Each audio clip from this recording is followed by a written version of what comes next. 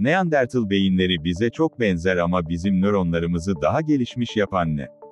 500 bin yıldan fazla bir süre önce ortaya çıkan bir genetik mutasyon Neandertal ile modern insanların ortak atalarının bazılarında ani beyin gelişimine neden oldu.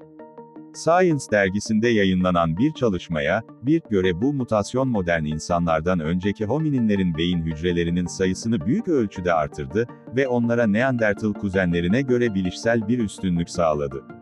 San Francisco'daki Kaliforniya Üniversitesi, UCSF'den nörolog Arnold Kriegstein, bu şaşırtıcı derecede önemli bir gen. İnsan evrimine yepyeni bir ışık tutuyor, diyor. Keşfedilen bu genetik mutasyonun, insanlara diğer homininlere göre evrimsel bir avantaj sağlayan birçok genetik değişiklikten yalnızca biri olacağını umuyor. Araştırmacılar ilk defa 2014 yılında yayınladıkları tam sıralı Neandertal genomunda, Neandertaller ve modern insanlar arasında farklılık gösteren 96 amino asit, proteinleri oluşturan yapı taşları ve diğer bazı genetik değişiklikler tanımladılar. Bilim insanları, bu değişikliklerden hangilerinin modern insanların Neandertalleri ve diğer homininleri geride bırakmasına yardımcı olduğunu öğrenmek için bu listeyi inceliyor. Bilişsel üstünlük. Almanya, Dresden'deki Max Planck Moleküler Hücre Biyolojisi ve Genetiği Enstitüsü'ndeki nörobilimci Anneline Pinson ve Wieland Hattner'a göre bir gen göze çarpıyordu.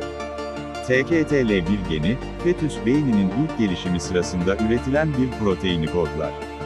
Modern insan versiyonunda görülen bir mutasyon, bir amino asidi değiştirerek, hominin atalarında, Neandertaller ve insan olmayan primatlarda, olmayan, yeni bir proteinin ortaya çıkmasına neden oldu.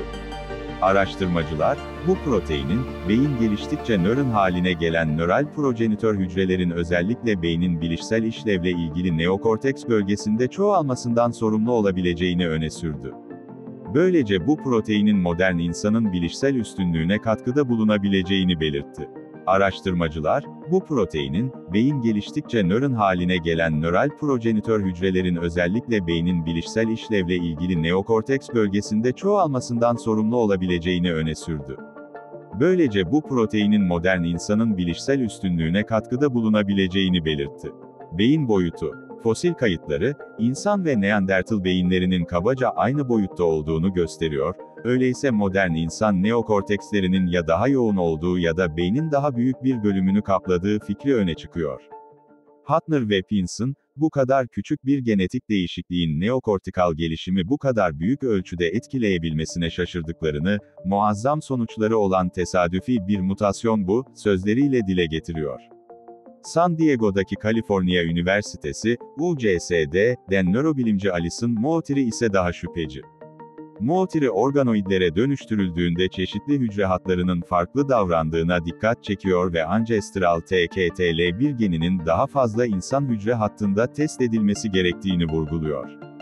Dahası, orijinal Neandertal genomunun sadece modern Avrupalılarınkiyle karşılaştırıldığını ve dünyanın diğer bölgelerinde yaşayan insanlarla Neandertallerin ortak bazı genetik varyantları olabileceğini bildiriyor.